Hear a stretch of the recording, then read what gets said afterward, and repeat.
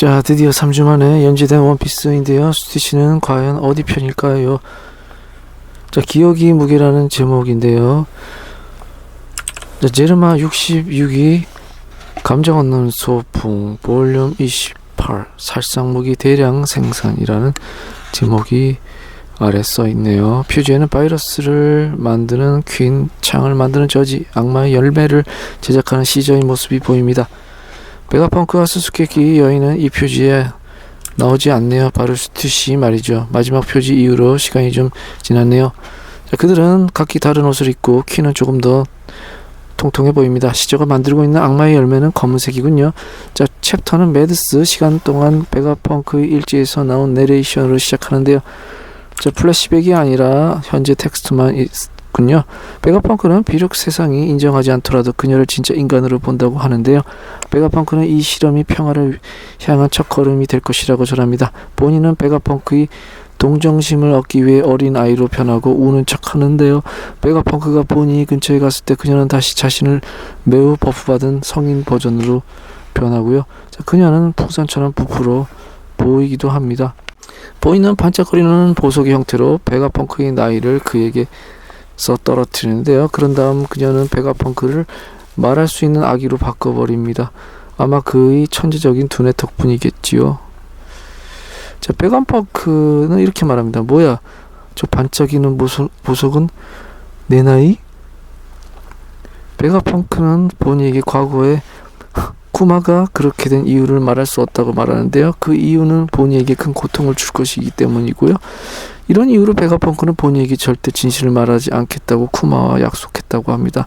본인은 돌아서서 문의 곰발바닥이 보이는 방을 쳐다봅니다. 본인은 문을 향해 걸어가자 자물쇠를 노화시켜 파괴하는데요. 이 능력은 와노쿠니에서 시노부의 능력과 비슷하군요. 자, 베가펑크와 쿠마의 프레시백, 자, 회상이 시작되고요. 베가펑크는 오하라의 프레시백 회상과 비슷해 보이며 쿠마는 모자가 없는 흰색 환자복을 입고 머리와 안경을 착용했군요. 베가펑크는 쿠마에게 워시트 블루의 한 과학자가 인간이 죽은 후 무게가 21g 더 적다는 것을 발견했다고 전합니다.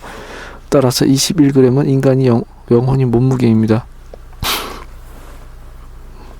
자, 베가펑크는 또한 쿠마의 도톰도톰 열매 능력을 소개하는데요. 그는 쿠마의 힘이 비물질적인 것을 물질적인 것으로 만든다고 합니다. 예를 들어 쿠마는 신경 신호를 신체 밖으로 밀어낼 수 있는 유형의 에너지로 전환하여 통증을 변환할 수 있습니다. 그래서 나아가 쿠마는 상상, 생각, 심지어 기억에 대해서도 똑같이 할 수 있어야 합니다.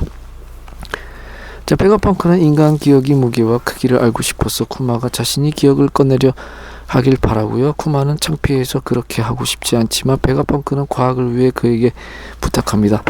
현재로 돌아가서 보니까, 자, 문에 곰발바닥이 있는 방에 들어갑니다. 방 중앙에 본인은 쿠마의 곰발바닥 모양의 에너지를 쳐다봅니다. 그녀는 그것을 향해 가고요. 짧은 시간에 레드포트에서 무슨 일이 일어나고 있는지도 알아봅니다. 진짜 쿠마는 레드라인을 오르려 하지만 해군에 의해 당합니다. 자, 문에 곰발바닥이 있는 방으로 돌아갑니다. 자, 본인은 에너지를 만지려고 하는데요. 건드리지 마, 보니 그건 쿠마의 고통이야 라고 합니다. 본인은 이렇게 말합니다. 나도 아버지의 능력을 알아. 이건 고통이 아니야. 아버지 기억이 있지. 본인은 에너지를 만지기 위해 손을 뻗습니다. 이제 외부에서 라보는 연구소의 줄임말 같고요. 조로의 전투로 장면이 바뀌고요. 카쿠와의 싸움은 계속되고요. 카쿠는 루치와 유사한 각성 형태를 사용하고 있네요. 카쿠의 인수형은 이제 어두운 불꽃 머리카락과 그의 어깨 주변을 떠다니는 어두운 불이 감싸는 흐름을 가지고 있습니다. 카쿠는 비건과 같은 오래된 공격을 사용하지만 극대 비건 킬리만자로 라는 새로운 공격도 시도합니다. 그러나 조로는 카쿠를 제압하고 부르기 사우전드 써니홀을 보호하는 동안 그를 쉽게 땅에 떨어뜨리네요. 자, 그리고 갑자기 4명이 세라핌다 아무런 명령도 받지 못한 채 라보에 올라온 사실이 밝혀집니다. 세라핌의 성격은 전투 상황에 적응하기 위해 스스로 반응하고 결정을 내릴 수 있으므로 스스로 CP0를 돕기 위해 올라옵니다. 자, 하지만 베가펑크는 여전히 그들보다 더 높은 권한을 가지고 있기 때문에 이것은 CP0가 원하는 것이 아니고요. 에디슨과 릴리스는 세라핀을 되찾기 위해 달려갑니다. 쌍디와 프랑키는 조로와 물럭을 돕기 위해 갑니다. 루피와 다른 밀짚모자 일당은 연구실에 대기합니다. 루치는 베가펑크가 나오기 전에 라버를 파괴하도록 세라핌에게 명령하고 4명의 세라핌이 함께 라버 건물을 공격하기 시작합니다. 라버는 뭐 연구실 건물 같고요. 네, 그런데 갑자기 카쿠의 목이 누군가에게 물려 잠이 들어 버립니다. 카쿠를 물어뜯은 것은 흑별 같은 날개와 송곳니를 가진 스튜시라는 사실을 알게 되고요. 그녀의 진정한 정체가 밝혀집니다. 스튜시는 록스 해적단 멤버 중 한 명인 미스 버킹엄 스튜시의 복제품입니다. 스튜시는 매드스의 최초의 공격적인 인간 클론이라고 합니다. 스튜시는 이렇게 말합니다. 방금 키쿠를 잠들게 했어요. 루치, 그리고 이제 당신도 자야겠어 라면서 1072화가 막을 내립니다.